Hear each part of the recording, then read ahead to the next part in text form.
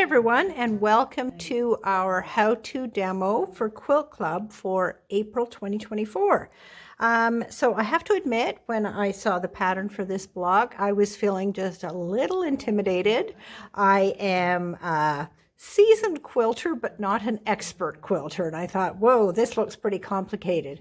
But when you look at the block closely and you start breaking it down, you can see that it is a repeat of our old friend, the square and square block. So we have our center square, which is very simple. That's just a square and square. I'm just going to grab the pattern. Here's our pattern, and when you go to that, you'll see that it gives you the dimensions that you're finishing off each section of the block as you put it together. So the first section has to finish at 6.5 inches. So that's all pretty straightforward. When you start building the next section, this is the next section of our unit, our block. So we're adding on our triangle section on each side of our first square and square to create this very interesting kind of pinwheel pattern. And it's done with color placement in each of your triangles. So each of the large triangles is just built of two other 45-degree angle triangle, 90-degree angle triangles. So very simple to put together. Now, one hint from me, I love to make big and trim down to be smaller so I get more accurate results. So the second block, it tells you what sizes you're going to be cutting your pieces. So the accent, we're cutting a 4-inch by 10-inch piece, and we're cutting 2, 3, and 7/8 inch squares, cut each in half diagonally. I cut those larger. Now, I just cut them at 4, but honestly, I would cut them a little bit bigger than that to give yourself just a little bit more wiggle room. So maybe 4 1/4 or something like that. So cut the squares that size, cut them in half diagonally, and then these units are going to be oversized, but you can still sew them in place, sew them and flip them out. And then once you get all your 4 triangles added on, you can trim down and get the perfect size. And we're trimming that one to 9 inches. We're doing exactly the same for the last squares that are added on, or triangle units that are added on to our 9-inch square. And these are made of even larger pieces. So in that case, they tell you you're going to be cutting a 7 1/4 inch square, cut in half diagonally twice. I actually cut an 8-inch square, and there wasn't an excessive amount of waste, but it gave me lots of room for sewing these on and then doing my trimming. So again, in this case, we're taking 2 triangles, sewing them together, pressing the seams open. I find that sat really nicely. And then sewing it on, it's oversized, and you trim it down. So because we're going through 3 different trimmings, a 6.5 inch, a 9 inch, and then a 12.5 inch, I used 2 different rulers for doing my trimming.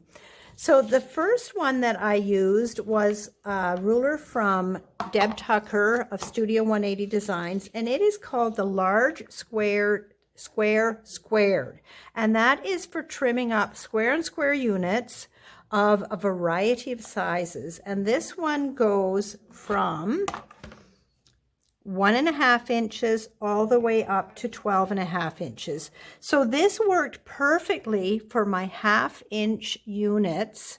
So the center one finishes at 6.5, the outside one at 12.5. Sorry, that's the unfinished size. So this worked perfectly for doing my trimming. So it's a 2-part ruler. This is the first part, and this allows you to cut the center size perfectly. So on here, I was able to center square for 6-inch finished blocks. So that gave me the exact size to cut for this center square here. So I didn't have to worry about cutting something at 3 7/8 inches. I could use this and do my cutting out on that. It's also got registration marks for the center of the unit. It wasn't a big deal for this because I was adding on my divided triangle where my points meet, so it was really easy to see that. but this is the first ruler you use. It also has a list on here of the size chart for the triangles. So I was finishing at 6 inches, so I cut my triangles at 4¼ inches, the cut size of the square to produce the triangles that you need. So I used that for these triangles that went on the side, and that gave me slightly oversized triangles that I was able to square down. So the second step, I take the second part of the ruler and I'm going to find the 6½ inch mark on here, position that. It gives me, it's a 1/4 inch bigger all around because I've already done my trimming. There are little X's at all 4 corners, as you can see, where the 6 mark is. And I put those in the corner of my square. And that gives me the perfect lines for trimming down that first round. I do that, and then I either turn the unit around or turn my ruler around and do my second trimming. So this works beautifully for that. For the next round, this large square squared unfortunately only allows for 1/2 inch finished units, so 6 unfinished units, so 6½ and 12½. There is another ruler though called the squared 1/2 inch. It's exactly the same principle. On one end, you've got the information for cutting the center square. I haven't opened this, and I apologize for that. I hope you can see it all right. Here is exactly the same markings that you see on the large squared squared, but they allow you to use it for units that are finishing at 1/2 inch increments. So in this case, our second one here is 9 inch unfinished, so 9½ finished. So we can use this for trimming for that next step. And then we can go back and use our large squared squared to trim our 12 inch unit, which is what the finished size of our block is. So they're very useful rulers. You can certainly do without. You can follow the instructions exactly. It tells you the exact sizes to cut, so there shouldn't have to be any trimming. Like I say, I really like to make a little bigger and trim down. It's my modus operandus. If you don't have a set of squared rulers, you can certainly use a regular ruler, and I'm just going to grab mine. Now, my square up ruler is a really big one. It is a 20½ inch ruler, so I can't even fit it under the camera, but you can use it for doing your trimming as well. You can use the diagonal on your ruler to line up down the center seam of those last triangles that you're adding on. And remember that you're going to be wanting to trim at 12 and to have a finished size of 12½. So I can position my ruler and do my trimming, and I've already done the trimming, so it doesn't work exactly, but you can see how you can just position that to do your trimming. Just make sure you're trimming at 12½, and that your diagonal goes through the points of your center square and running along the lines on your last stitching. And that is sort of my hints and tips for this time. The 2 squared rulers will be offered at 20% in case you want to take advantage of those. They cover a wide range of sizes of units, so they're a really useful tool to have in your toolbox.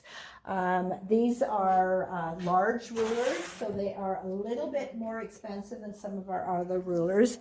So the large squared, which goes up to 12½ inches, is $119.99 less your 20%. And then the squared 1/2 inch, which does that 9 inch in the middle there, is $44.99 less your 20%. So if you're interested in those, they'll be on the website, but you can certainly accomplish this block taking your time, making them slightly oversized and squaring down, and making sure you follow the measurements that are given on the instruction sheet. So I hope you enjoy making this block. It was actually a lot of fun, and as I say, I looked at it, it was intimidating, but it really went together beautifully, and the instructions were great, and I had no trouble with it, and the end result is lovely. So enjoy the block, and if you have any questions at all, don't hesitate to get in touch. Thanks, everyone.